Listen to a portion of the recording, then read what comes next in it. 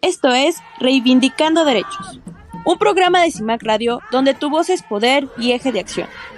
Desde Humanismo y Legalidad, un espacio seguro y libre de estereotipos, donde víctimas, expertos y autoridades fijan posicionamientos para garantizar el acceso a la justicia de mujeres e infancias en nuestro país. Bienvenidas, bienvenidos a un nuevo programa más de Reivindicando Derechos a través de CIMAC Radio. Yo soy Norma Bautista y hoy me acompaña por acá Mayra Carvente, Mayra Carvente, bienvenidos a todos. Pensé que le íbamos a dar la palabra a Gio primero, pero me presento yo. Y ahora sí, Gio, adelante. Hola, muy buen día, su servidora Giovanna Garrido. Pues hoy, chicas, auditorio, queremos estar platicando un tema interesante en el sentido de que lo hemos un poco vivenciado, la necesidad de tener herramientas de esta naturaleza. Hoy justamente vamos a estar hablando del juicio de amparo como una herramienta útil que pueden hacer uso las víctimas del delito en nuestro país. Es un tema bastante interesante porque, pues de pronto, cuando revisamos nuestro sistema jurídico mexicano, nos han hecho referencia y mis compañeras no me dejarán mentir, en el sentido de que cuando estábamos estudiando la carrera, cuando nos hablaban del juicio de amparo, nos hablaban como de una herramienta casi, eh, pues digamos, es la última estrellita, ¿no? Que de pronto podríamos tener en el ámbito jurídico para hacerlos valer en cuanto a temas de defensa de derechos humanos. Y también, pues, estas cuestiones de pues abusos de autoridad, ¿no? Tradicionalmente lo hemos visto, lo concebimos como este medio de defensa que pues en mayor medida lo usan los imputados. Sin embargo, tenía su particularidad de por qué se debía a esas circunstancias. Sin embargo, hoy sí ya lo empezamos a visibilizar más como un mecanismo de protección que pueden hacer uso las víctimas del delito. Estamos hablando en específico del amparo indirecto que está regulado en el artículo 103 y en el artículo 107 de nuestra Constitución. Y además, pues también en lo conducente la ley de amparo. Esta es una herramienta que como les comentábamos, ha sido pues útil para estos temas de actos u omisiones de las autoridades que vulneran pues derechos humanos dentro del proceso penal. Además, también dentro de este análisis que vamos a desarrollar el día de hoy, pues vamos a tocar pues estos fundamentos legales, cuáles son los supuestos, perdón, cuando procede, los derechos específicos que podemos proteger a través de él y también vamos a hacer mención de algunos criterios jurisprudenciales, es decir, criterios de la Suprema Corte que han hecho sobre esta materia y de pronto cuáles son esos desafíos que hemos podido ubicar en cuanto al acceso a este tipo de amparos por parte de las víctimas. Entonces, vamos a estar platicando de eso y entonces hoy quisimos platicarlo a través de todas nosotras que estamos en humanismo y legalidad para decirles lo que nos hemos enfrentado a estas circunstancias de interpretaciones como confusas, de acciones un poco ahí raras de las autoridades y por qué sí vemos esta herramienta como algo que podría ayudar, aunque también tenemos unas posturas críticas que lo vamos a ir dilucidando en este programa. Entonces, ¿les parece bien si empezamos, chicas? Claro. Adelante. Pues, May, ¿nos podrías contar un poquito de qué va este fundamento tanto constitucional como legal del amparo indirecto? Bueno, pues antes de iniciar, ahorita que Norma platicaba toda esta introducción respecto del tema de hoy, del amparo indirecto, y nos remontábamos a la escuela, y yo siempre les he platicado que el amparo a mí se me ha complicado o se me complicaba un poco, porque sí es muy técnico, o sea, sí debes de tener como un conocimiento más específico, y es por eso que también Gio está con nosotros hoy, porque pues ella ya tiene cierta expertise en este tema, lo ha desarrollado y pues sí, una cosa es lo que vemos en la escuela, ¿no? Como abogados y otra cosa es lo que en la práctica nos enfrentamos y pues en específico aquí en la organización, como bien lo has platicado, Norma, pues nos hemos enfrentado a muchas situaciones que pues queremos compartirlas para que la gente sepa también. qué es lo que puede hacer o lo que no debe hacer cuando quiera interponer esta herramienta legal. Bueno, pues el fundamento constitucional y legal del amparo indirecto, pues sabemos que es un procedimiento donde buscamos justicia. Pueden existir momentos diversos o momentos específicos para accionar ciertos mecanismos de protección en busca de nuestros derechos, ¿no? El juicio de amparo indirecto lo podemos usar contra actos de autoridad que no constituyan sentencias definitivas. Esto es importante resaltarlo y, bueno, pueden, o sea, aunque no han causado una sentencia definitiva, pero sí pueden causar un perjuicio o un daño irreparable. De acuerdo con el artículo 107 constitucional y los artículos 103 y 107 de la Ley de Amparo, este juicio puede promoverse por toda persona que considere que una autoridad ha violado sus derechos fundamentales, lo que incluye a las víctimas u ofendidas del delito, ofendidos del delito. Esta es la gran diferencia que tenemos entre el amparo directo y el indirecto. Entonces, aquí solo dejar claro, resaltar que lo podemos usar contra actos de autoridad que no constituyen sentencias definitivas y pues también qué es lo que debemos promover o lo que se va a promover en este juicio, pues que toda persona que considere que una autoridad le ha violado sus derechos fundamentales. De aquí podemos saltar la Ley General de Víctimas, que fue publicada en el 2013 y se ha reformado en diversas ocasiones, reconoce expresamente a las víctimas como sujetos de derechos, con legitimación para promover el juicio de amparo. Entonces, en este sentido, el artículo 5 de esta ley, de la Ley de Víctimas, establece que las víctimas tienen derecho a la verdad, a la justicia y a la reparación integral.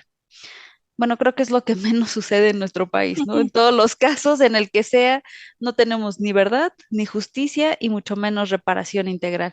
Pero bueno, esta ley, eso es lo que protege, lo que indica, y que pueden recurrir al juicio de amparo estas víctimas cuando alguna autoridad les niegue estos derechos. Además, también el artículo 17 constitucional garantiza el acceso a la justicia en condiciones de igualdad y el artículo 20 apartado se reconoce los derechos procesales de las víctimas, entre ellos, bueno, a ser informados, tienen que saber en todo momento qué es lo que está sucediendo con su caso, también pueden participar en el proceso, tienen derecho a recibir asesoría jurídica gratuita, ¿eh? También eso es importante resaltarlo, y también pueden aportar pruebas, pueden recurrir resoluciones y también tienen todo el derecho de recibir la reparación del daño. Entonces, cuando alguna de estas garantías se ve afectada, el amparo indirecto, pues es la vía idónea, es la vía que se debe de utilizar para que la gente pueda, pues sí, de alguna manera levantar la voz porque no se le están cumpliendo estos derechos fundamentales y además, pues se les están violando garantías que ellos deben de tener como víctimas también. Bueno, y también como imputados, ¿no? Ujú. Y Ujú. bueno, de pronto nos has mencionado dónde le encontramos esta, o a qué ley o a qué leyes nos podemos ir, pero de pronto si nos quisiéramos ir a justo los supuestos en donde las víctimas pueden promover este recurso, ¿nos podrías ahí clarificar un poco yo antes de que nos vayamos? Tenemos unos minutitos todavía para irnos a nuestra primera pausa comercial. Sí, en efecto, como May planteaba, pues son múltiples los supuestos y los podemos agrupar en cuatro grandes rubros, ¿no? De entrada, decías, Norma, atinadamente lo vivimos nosotras cuando vamos con nuestras representadas, ¿no? Y el primer gran litigio pudiera ser la falta de reconocimiento de calidad de víctima. Es un tema que podemos combatir en el tema de amparo. Acá no hay que olvidar que por principio de definitividad, que es una de las reglas que rigen el amparo en esta parte técnica que decía esta Mayra, hay que agotar en muchas de las ocasiones, y que incluso ya tuvimos nosotras un programa de eso, de la Audiencia de Control de Emisiones del 258 del Código Nacional. Pero, pues agotado que sea eso, porque a veces tampoco funciona eso para que lo resuelva el tribunal local, pues nos podemos ir ya al amparo, ¿no? Y entonces, de entrada, el tema de reconocimiento de la calidad de víctima. Otra puede ser, lo decía Mayra, un gran tema de reconocimiento de derechos procesales, dado este protagonismo de la víctima, para pues actuar a lo largo de todo el procedimiento, ¿no? Ya no acotado a la coadyuvancia que antes tenía, sino a justamente ejercer y aportar pruebas, tener acceso a la carpeta de investigación, y a veces esto no se da, entonces sería ese gran rubro, el segundo, ¿no? El de garantizar derechos procesales. Otro tema que también es muy socorrido para la promoción del juicio de amparo indirecto es, les decía, ya superadas las omisiones del 258. ¿Qué es lo que pasa muchas veces? Que dada la carga de trabajo de la gente del Ministerio Público, la falta de recursos, que también sabemos que tiene un impacto ahí potente en su quehacer, pues se va atrasando la integración de la indagatoria y eso es muy perjudicial. Nosotras lo hemos lamentablemente vivido con nuestras representadas, porque pues se diluyen algunos datos de prueba, ¿no? Se van perdiendo esencias y entre más transcurre el tiempo, pues más difícil es obtener información. Piensen, no sé, por ejemplo, en un video de C4 o C5 que permanecen alojados poquito tiempo, no se ordenan esas investigaciones y entonces lo procedente es irnos al amparo por el tema de control de omisiones, ¿no? Ya lo hablaremos en su momento sobre de la eficacia, porque pues también es un largo procedimiento. Y un último grupo en donde podemos señalar los supuestos en donde sería procedente el amparo, sería en la inadecuada ejecución de dos tipos de medidas, ¿no? Una, las de protección, que son pues vitales muchas veces para salvaguardar la seguridad de las víctimas, y la otra, tampoco menos importante, que es todo lo relativo a la reparación del daño. Sería otro punto importante en donde ante omisiones podríamos nosotras promover el juicio de amparo indirecto. Súper, pues andamos sobre los tiempos. Entonces, ¿qué les parece, chicas, si hacemos nuestra primera pausa comercial y seguimos platicando sobre este tema? ¿Ok? Perfecto. Vamos. Pues no olviden, por favor, que nos pueden estar escuchando a través de cimacradio.org y que también nos pueden encontrar en las redes sociales de CIMAC o pues nos pueden llamar al número de cabina 55 35 08 47 61. Volvemos. En CIMAC Radio queremos escucharte. Queremos escucharte. Queremos escucharte. Comunícate con nosotras al 5535 08 47 61. 5535 08 47 61. Y déjanos conocer tus opiniones sobre nuestra programación. CIMAC Radio. Periodismo con perspectiva de género. Regresamos de esta pequeña pausa comercial. Estamos platicando aquí todo el equipo de Humanismo en Reivindicando Derechos del juicio de amparo indirecto como herramienta útil para las víctimas del delito en nuestro país. Gio nos estaba contando un poco las hipótesis en donde podemos hacer uso de este tipo de recursos. Y también en algún momento ya se ha pronunciado la Suprema Corte en relación a o la interpretación respecto a este tema. Les vamos a contar un poquito ahí de pronto qué es lo que se ha pronunciado, que algunas cosas tienen que ver igual con lo que Gio nos ha mencionado, porque como ahí es donde se da la competencia, pues han hecho como interpretaciones en relación a este sentido. Entonces, tenemos estos criterios que nos ayudan de alguna forma a fortalecer esta posibilidad que tienen las víctimas para poder interponer los recursos de amparo indirecto. Y entonces, entre los temas que podemos encontrar en esta materia, está lo que ya nos había mencionado, insisto, nuestra compañera Gio, en el reconocimiento de la calidad de víctimas y la facultad de que ellas puedan promover este recurso. Obviamente, como bien nos señala Gio, hay que agotar el principio de definitividad. Y esto parecería como que es algo un tanto inusual, ¿no? Pero, o sea, me lo refiero porque tenemos esta ley de víctimas donde nos dice hay víctimas directas, víctimas indirectas, víctimas potenciales y demás. Y ya hay obligaciones específicas para las autoridades hacer este reconocimiento. Bueno, pues pueden creer, ¿no? Que de pronto no se hace el mismo. Si bien es cierto, las comisiones de atención a víctimas nos dicen que ellos necesitan el acuerdo donde la fiscalía haga el reconocimiento, pero también puede ir la propia víctima a hacer como esta petición de incorporación. Pero pues a veces nos ha pasado, ¿no? Así de, bueno, ¿y usted quién es? ¿no? Pues soy parte en la carpeta, ¿no? Desde una decisión completamente unilateral es no darles todas las facilidades que vienen inmersas con el reconocimiento de calidad de víctimas y que pues por ello tengan que recurrir a un amparo de esta naturaleza. Por ahí hay una resolución última de reconocimiento de víctima, todavía no hemos revisado el engrose de una víctima de feminicidio en donde les reconocen la calidad de víctimas a los familiares, que uno diría, ¿y cómo? Si eso ya estaba, ¿no? Pero pues bueno, ¿no? Legalmente se tiene que hacer así. Se habla también o se han hecho pronunciamientos respecto a la suplencia de la queja deficiente en cuanto a que las víctimas interpongan este amparo. Esto va un poquito que si hay algún elemento que no consideré o de alguna manera no lo planteé de manera correcta, por así decirlo, entra la autoridad a corregirnos un poco la plana, en el sentido de que pues probablemente no somos los expertos en la materia y que de alguna manera algo pues no lo pusimos de manera correcta y entonces ellos nos ayudan a hacer esas correcciones en cuanto a violaciones a derechos humanos, ¿no? Cuando estemos hablando de violaciones a derechos humanos. También se han pronunciado respecto a la compensación subsidiaria.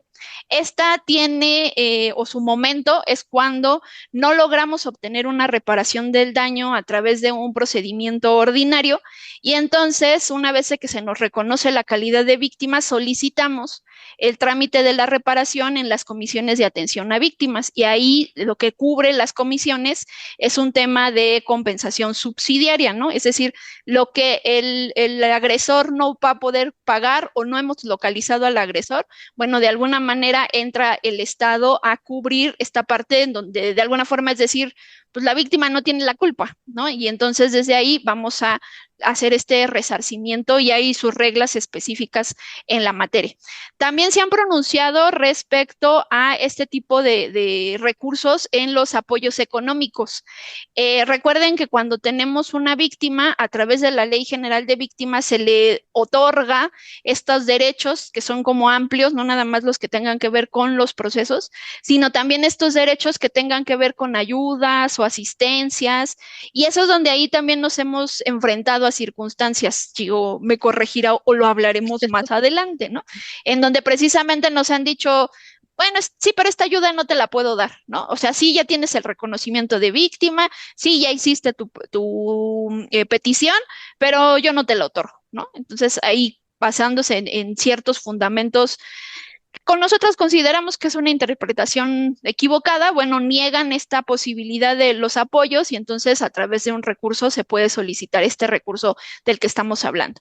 Y finalmente nos hablan de el reconocimiento del interés jurídico de las víctimas indirectas para interponer este recurso extraordinario, ¿no? Porque sabemos, tenemos las víctimas directas, las víctimas indirectas. Bueno, ¿qué tanto de esas víctimas que parecerían, ¿no? Que en el caso específico de la violación al derecho humano o del delito, como que no fue la afectada? No, bueno, cuando analizamos el hecho victimizante y todos los impactos, sí puede haber más afectados. Entonces, este es un poco el avance jurisprudencial que hemos tenido en la materia. Sí nos mueve un poco la visión tradicional en cuanto a que solamente los imputados podían hacer valer este recurso. Hoy día, como también nos refirió Mayra, las víctimas tienen un papel importante dentro del proceso. No nada más son estas personas que han sufrido el hecho victimizante, sino son sujetos de derecho y a partir de ahí pueden activar todas estas herramientas para poder tomar decisiones o pronunciarse respecto a las omisiones del aparato de justicia penal. Pero bueno, entonces este tipo de recursos, May, ¿cómo nos ayudaría para el tema de exigir verdad y exigir reparación? Pues yo espero que sí, de verdad nos ayuden este tipo de herramientas porque, pues como lo hemos platicado las tres, ¿no? A lo largo del tiempo que llevamos en la organización y los casos que hemos visto, se los decimos desde un punto de vista frustrante que a veces no logramos, pues muchas de las situaciones muy básicas, como decía Norma, ¿no? Ya lo reconocieron, ya le dijeron, pero no te lo voy a dar. Bueno, pues este amparo indirecto también puede servir a las víctimas como una herramienta para acceder a la verdad y obtener la reparación integral. Por ejemplo, en casos de violaciones graves a derechos humanos, como puede ser desaparición forzada, tortura o ejecución extrajudicial, este amparo puede obligar, o más bien obliga a las autoridades a abrir nuevas líneas de investigación que sean adecuadas, ¿no?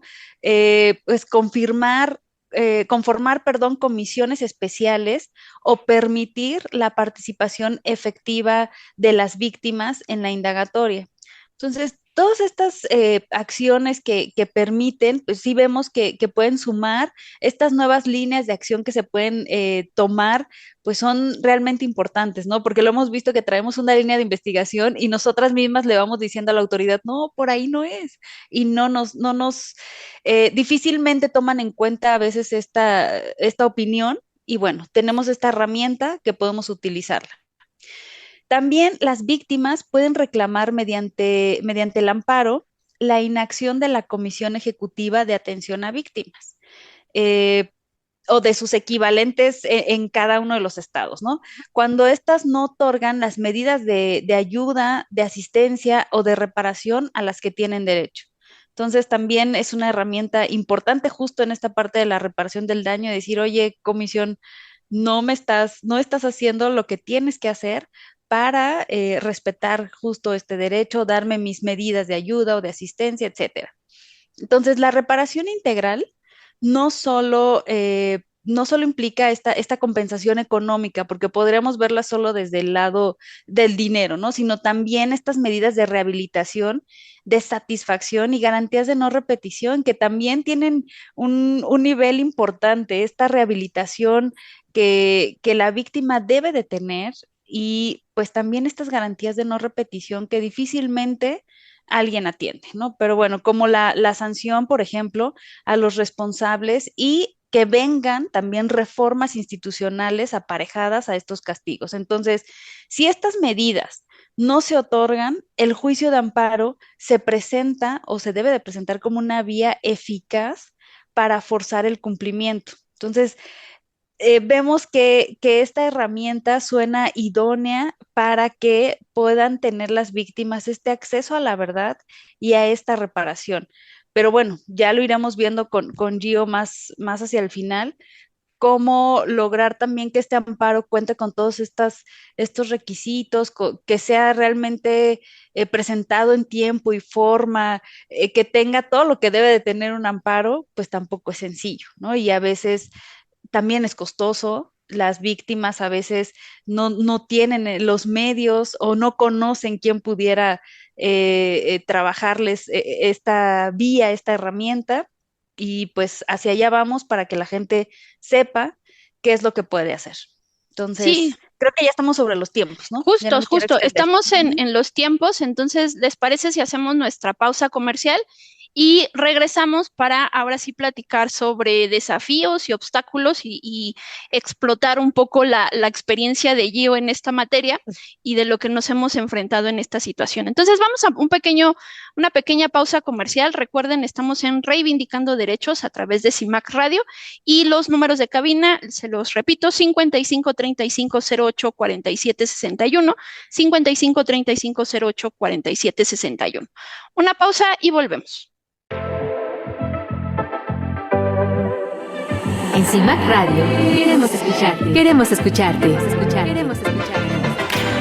Comunícate con nosotras al 5535 08 47 61. 5535 08 47 61. Y déjanos conocer tus opiniones sobre nuestra programación. CIMAC Radio, periodismo con perspectiva de género.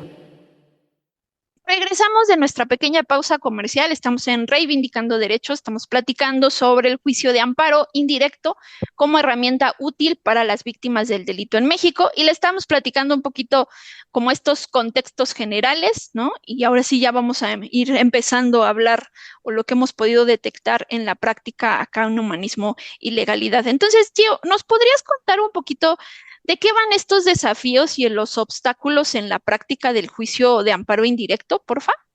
Sí, por supuesto. Bueno, pues es importante partir de esta premisa, que son casos que hemos vivido, ¿no? Es la experiencia que hemos tenido y por eso la invitación al acercamiento con nosotras, porque pues ya traemos la experiencia.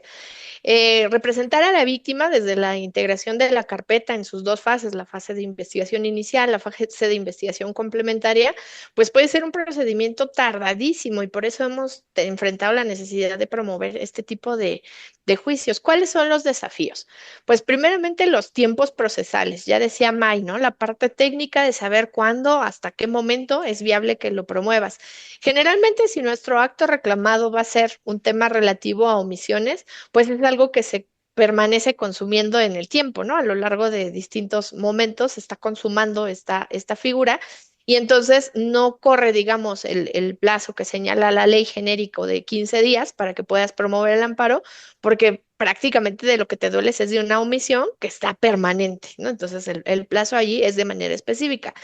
El resto, por eso decía el plazo genérico, pues son 15 días a partir de que te notifican. Pensemos, no sé, en una medida de protección que no se ejecuta a partir del mandato de ejecución, 15 días, bueno, ahí sí, entonces tenemos ya el reloj encima para promover la demanda. La redacción en sí misma de la demanda, pues también tiene que ser asertiva. Señalaba May en el sentido de que, y complementabas atinadamente, Norma, en el sentido de que opera la suplencia de la queja.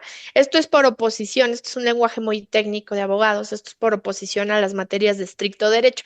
Pensemos en fiscal, administrativo, donde los abogados tienen que ser muy, muy precisos de qué les duele, qué afecta a su esfera jurídica. En el caso de las víctimas, pues justo es una consideración especial que tiene el Estado, ¿no? Que ya sufrieron de por sí el hecho victimizante como para incurrir en una victimización secundaria y que el Estado todavía les exija más circunstancias.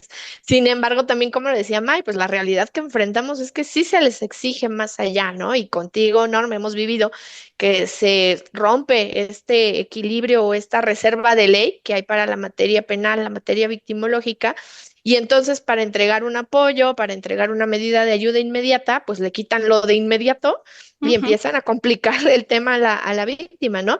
Agregando, por eso digo lo de la parte técnica de quebrantando la reserva de ley, porque le agregan circunstancias que no están exigidas por la ley, desarrollan mucho los conceptos, ¿no? Hemos vivido temas como hecho victimizante, hasta dónde abarca, qué es lo que Ujú. tiene que ver con el hecho victimizante y qué es lo que no tiene que ver, quién lo determina. Eso es algo subjetivo que no está desarrollado en la ley y que de manera arbitraria las autoridades dicen, ah, no, no tiene que ver con el hecho victimizante, no te ayudo, no te doy la ayuda, no te reembolso.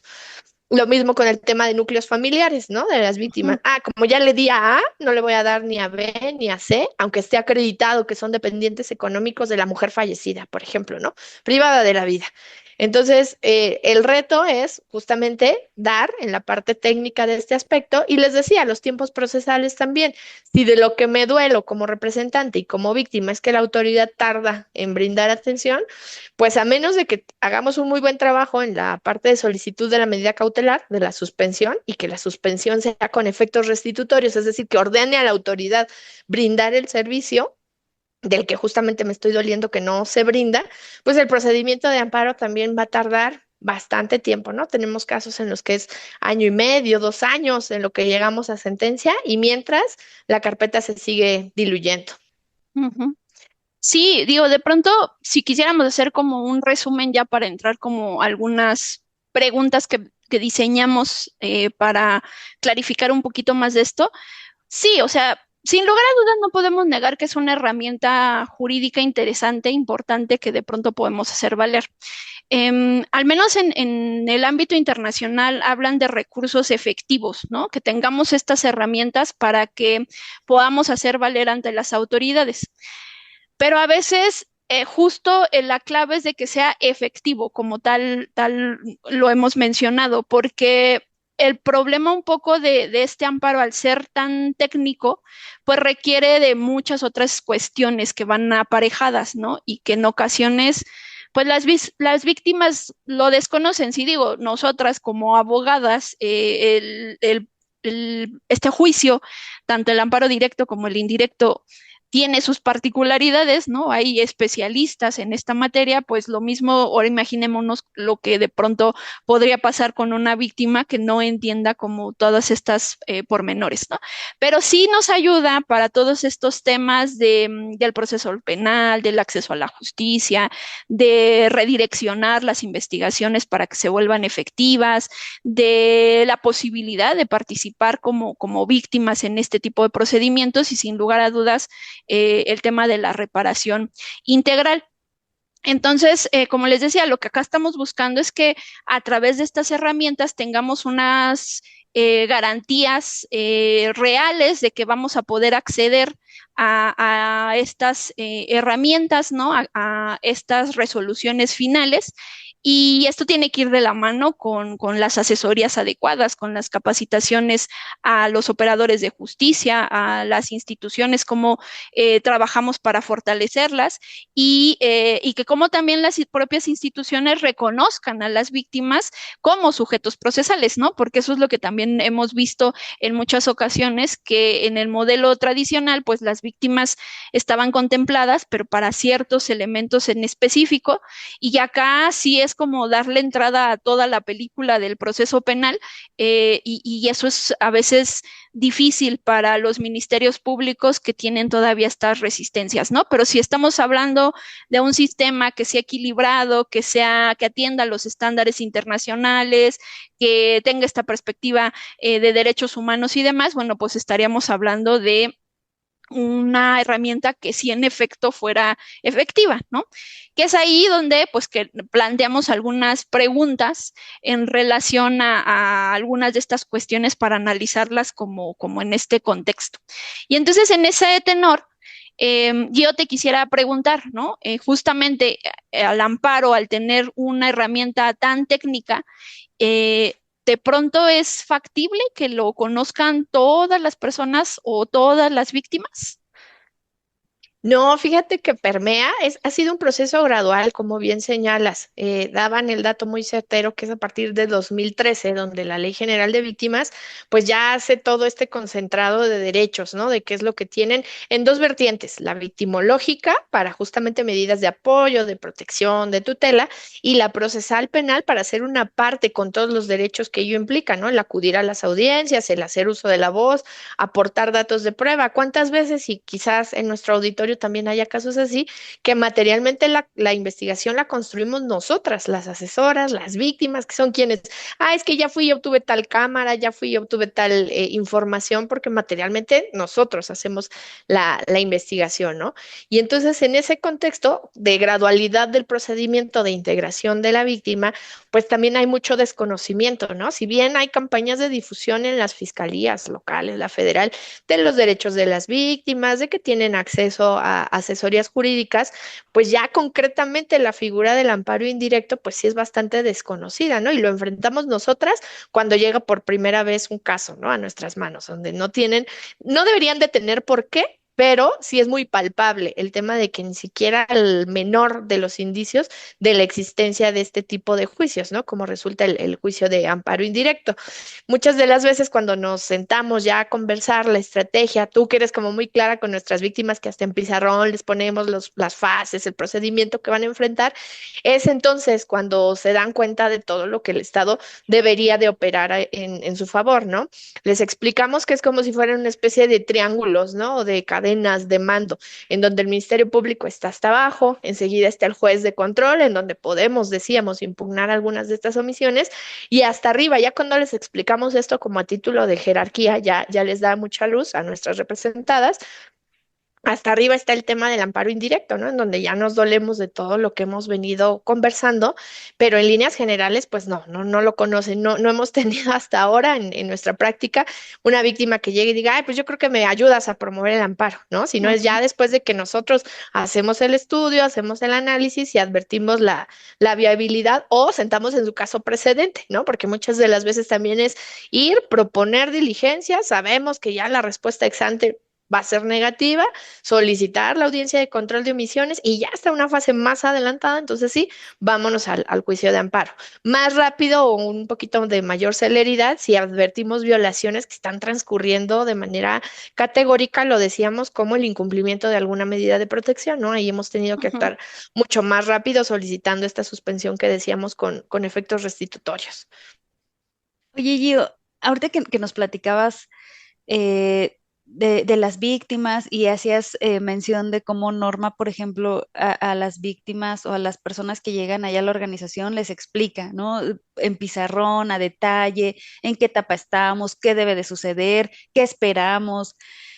Eh, pues me queda claro que también hay muchos abogados que pueden vender la idea, ¿no? De, un amparo, le voy a cobrar tanto y un amparo, siendo que ya dejamos claro a lo largo de este programa que el amparo es una herramienta poderosa, eficaz, pero también con un formalismo específico, con una técnica, con un costo incluso diferente y pues que la gente puede creer de primera mano si llega alguien y le dice, un amparo yo te lo hago, ¿no?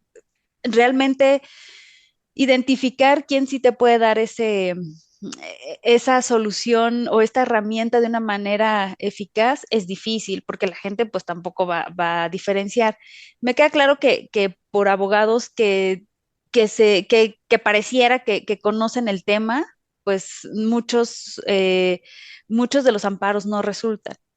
Pero aquí yo tengo una duda, quitando de lado esto, ¿no? Lo que acabo de mencionar. ¿Es eficaz actualmente el amparo en materia penal? Digo, promovido en tiempo y forma por quien sabe, por todo conforme debe de ser.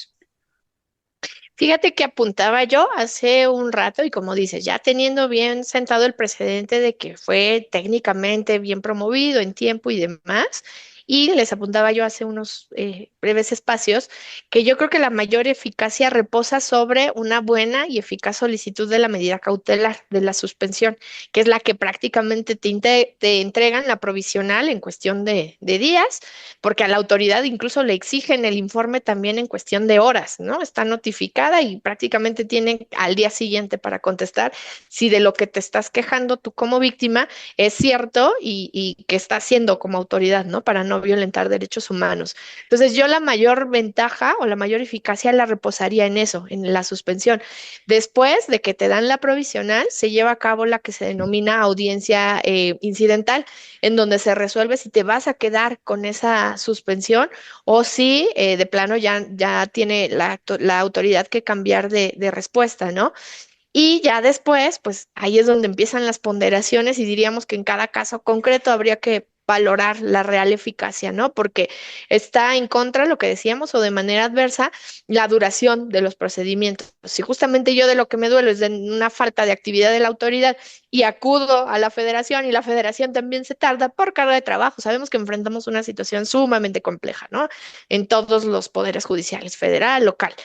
Y entonces carga de trabajo, defensa de derechos laborales al interior de los propios tribunales que ha tenido intermitencias en la prestación del servicio, modificación con motivo de la reforma judicial de una cadena de mandos que estaban al frente, vaya, un sinnúmero de factores que están jugando pues un tanto en contra de nuestras representadas, ¿no? Y lo vemos en las notificaciones que recibimos, así de, se difiere la celebración de la audiencia, téngase por recibido, pero no se acordará hasta que las cargas de este juzgado disminuyan. O sea, realmente, pues si buscábamos algo rápido, la resolución de amparo de fondo no va a llegar rápido, ¿no? Entonces ahí sí enfrentamos esa problemática. Entonces, yo insisto, reposaría un poco más el trabajar de manera muy técnica, muy cuidadosa, la sustitución, la solicitud de la suspensión con efectos restitutorios. Esto brevísimamente para explicarle a nuestro auditorio es, si yo me duelo de algo, lo que le pido a la autoridad federal es que sea esa autoridad federal la que ordene que me lo dé la autoridad. Ya después nos peleamos si sí tenía la razón o no, pero tan estoy segura de que tengo la razón que tú deberías de otorgármelo, restituirme, ¿no? Poner como ejemplo que fue muy común en la pandemia, esto de no vamos a vacunar a menores de edad, ¿no? Y entonces promovíamos amparos y decíamos, oye, pero también son humanos y también la ciencia dice que les hace bien la vacuna. La suspensión con efectos restitutorios era vacúnalo. Ya luego entro a ver si decidiste bien o no, fundada o infundadamente el no vacunarlo, pero de entrada, sálvale la vida. De ese tipo de asuntos nos hemos enfrentado, ¿no? Entonces, la eficacia es relativa, no es como una panacea para nuestras víctimas y apuntarle mucho o apostarle a la suspensión. Y justo en este tema, ¿no? que nos estás platicando, ¿con quiénes se pueden acercar estas víctimas a realizar este tipo de trámites? Lo que preguntaba también esta Mayra, ¿no? Si son caros o en esta cuestión, digo, cuando yo estuve haciendo mi servicio social en la Defensoría Pública. Y entonces la Defensoría Pública obviamente aquí sí era para imputados, ¿no?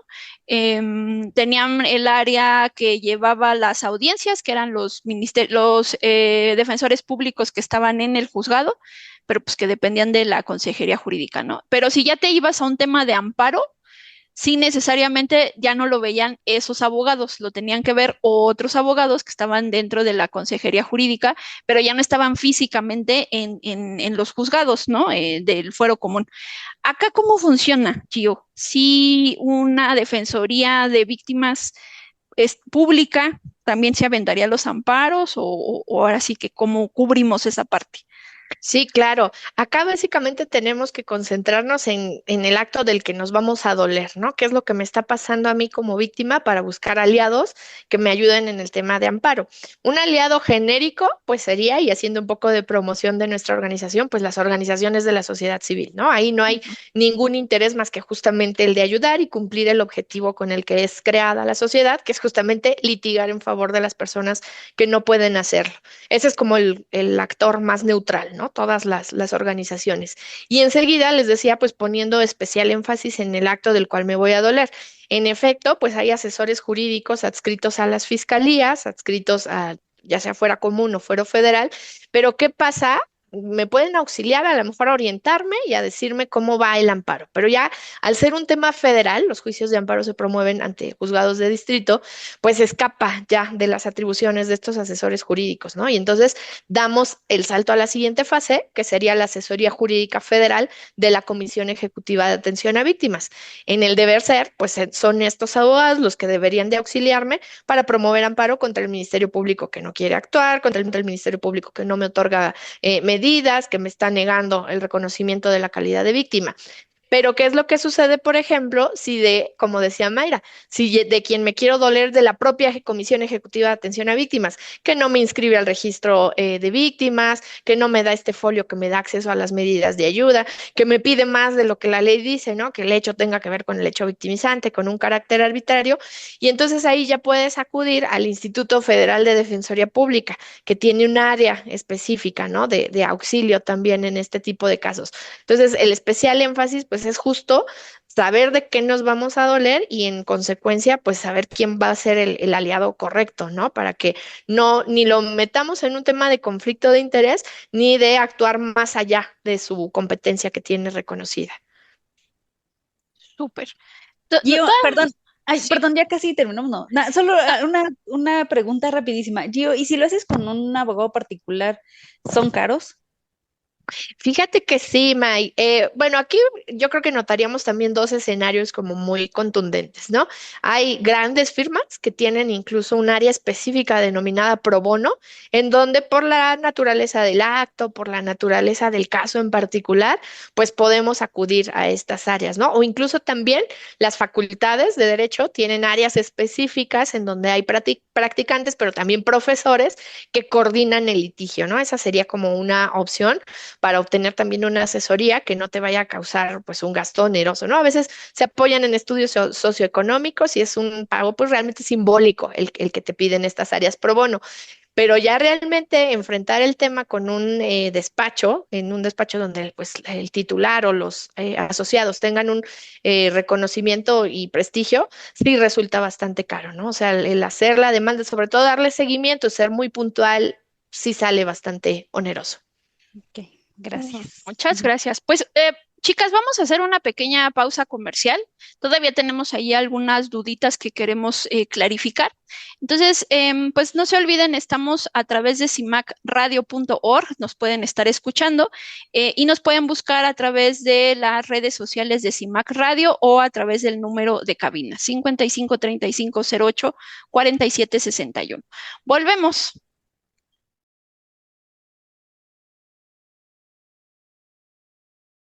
Regresamos de esta pequeña pausa comercial. Estamos en Reivindicando Derechos, platicando sobre el pues, recurso de amparo indirecto y cómo esto le puede ayudar a las víctimas. Y estamos aquí ocupando la experiencia de Gio para que nos aclare ahí algunas dudas que tenemos. Hace ratito, en el bloque anterior, nos contaba Gio que hay una audiencia constitucional cuando se hace este trámite. Pero como conocemos las audiencias, ¿no? Y para también nuestro auditorio, ¿son como iguales este tipo de audiencias como las que vemos en la tele o en estos videos de YouTube en cuanto a cómo deben de resolverse este amparo? O cómo de pronto estas personas pueden acudir a las audiencias o cómo funciona. No, acá hay una peculiaridad distinto a justo a lo que vemos en la tele, que quizás pudiera asemejarse al desarrollo de una audiencia ya de un tribunal de enjuiciamiento, donde Ujú. desfilan los testigos y demás.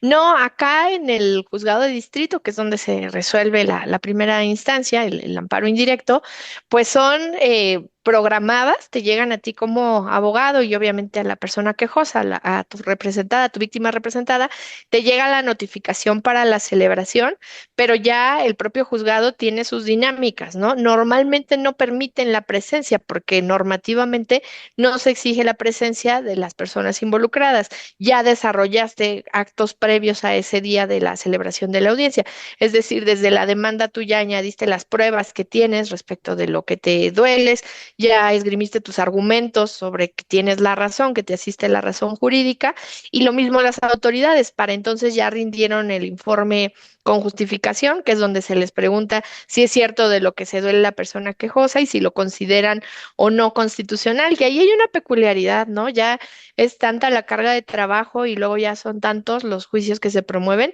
que la autoridad va siendo como muy tendenciosa a contestar si es cierto el acto reclamado. Punto.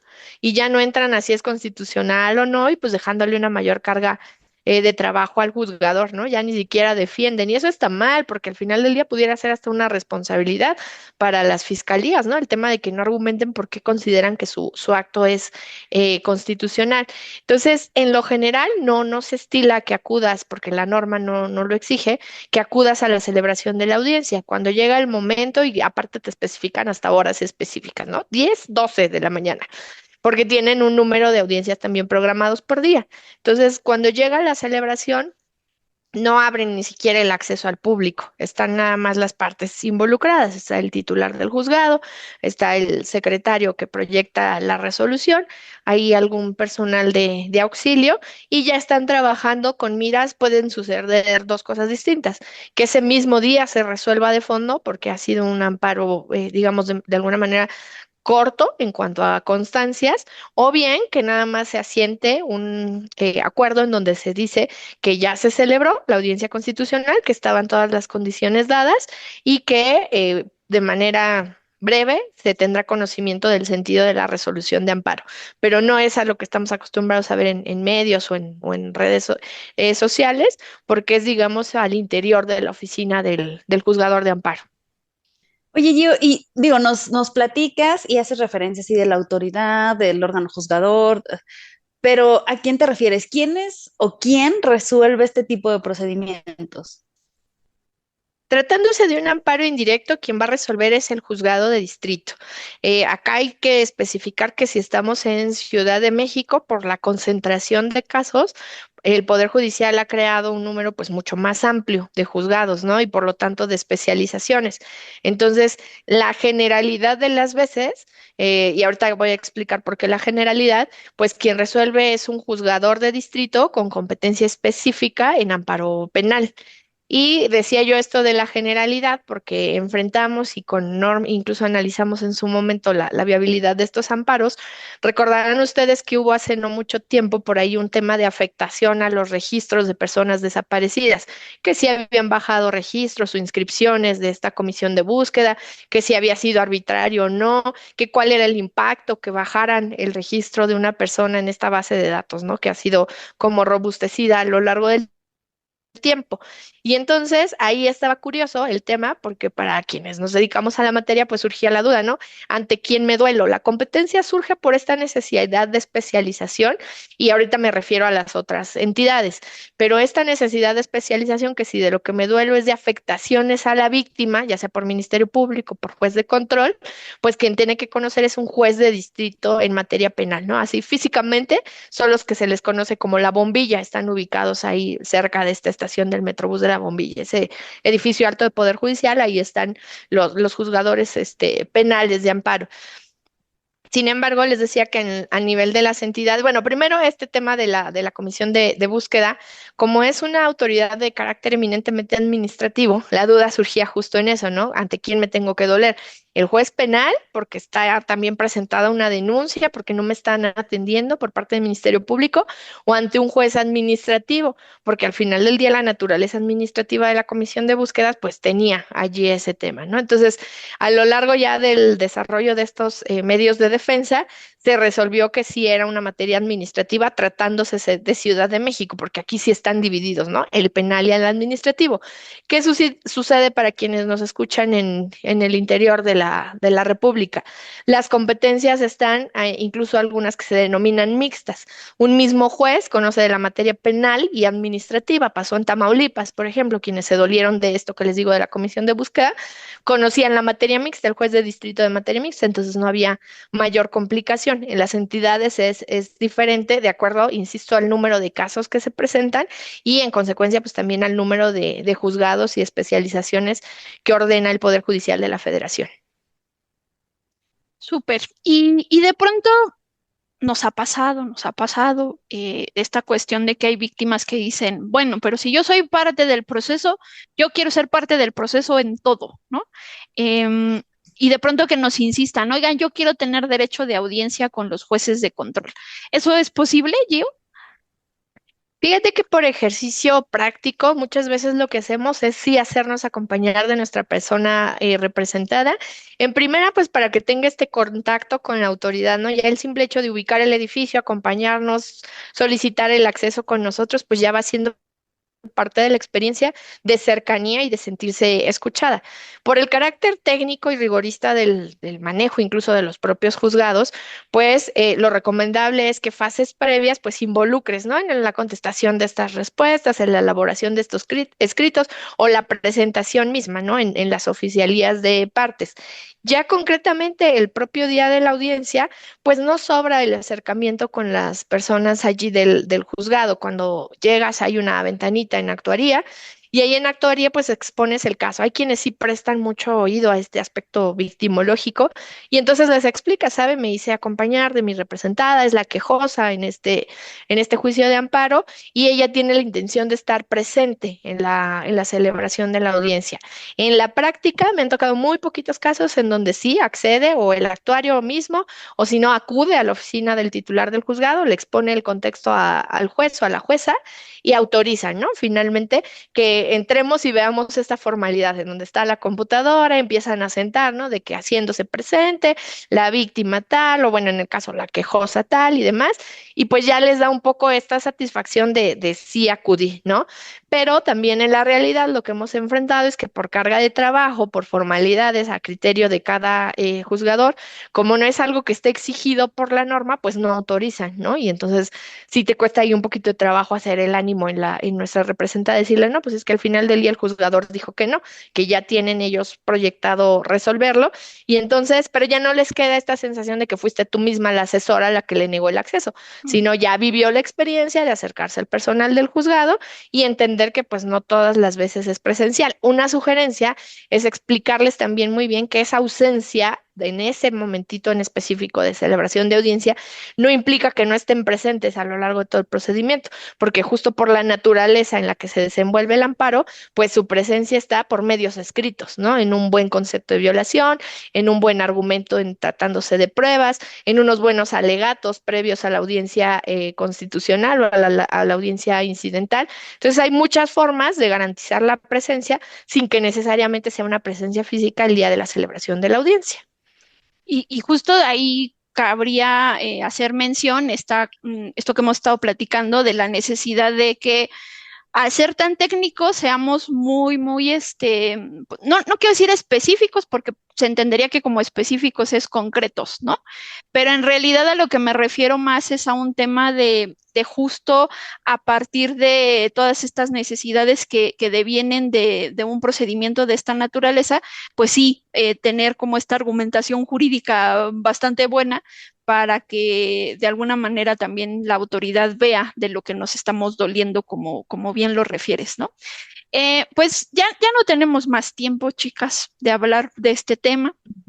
Esperamos que para el auditorio haya sido pues muy clarificador algunas de estas cuestiones que platicamos. Digo, lo hablamos en la generalidad, pero ya Gio ha hecho la invitación expresa de que pues si hay alguna circunstancia dentro de las causales en donde aplica este tipo de procedimiento, pues que se acerquen, ¿no? Al menos nosotras abrimos las puertas a estas, pues este tipo de acciones legales porque sabemos que sí, las autoridades han negado cosas que por una mala interpretación, no sé, o por una cuestión de desconocimiento, no se brinda todos estos apoyos que las víctimas tienen derecho y bueno, esta herramienta puede ayudar. No sé si, May, tengas algo con que cerrar este programa. Bueno, pues es un tema muy técnico, pero importante, y agradecerle a Gio estas asesorías sin costo y decirle a la gente que si necesitan o si ellos se sitúan en alguna de las características que dimos, se comuniquen con nosotros y podríamos asesorarlos o bien irlos guiando en este proceso. Y simplemente agradecer. Gio, ¿con qué te despides en este programa? No, pues muchas gracias por la invitación. Siempre un placer compartir micrófono con ambas. Y sí, reiterar la invitación. La víctima tiene un papel protagónico, ejérzanlo. Busquen asesoría y exijamos a la autoridad para evitar abusos. Súper, pues entonces recuerden, tenemos las redes sociales donde nos pueden escribir por si tienen dudas respecto a este programa o algún otro programa, una temática que quieran que toquemos, y nos pueden estar escuchando a través de cimacradio.org. También los números de cabina 55 35 08 47 65, 55 35 08 47 61. No nos queda más que despedirnos, cuídense mucho y nos vemos la siguiente semana. Bye, bye. Bye, bye. Bye. Esto es Reivindicando Derechos, un programa de CIMAC Radio donde tu voz es poder y eje de acción. Desde humanismo y legalidad, un espacio seguro y libre de estereotipos, donde víctimas, expertos y autoridades fijan posicionamientos para garantizar el acceso a la justicia de mujeres e infancias en nuestro país.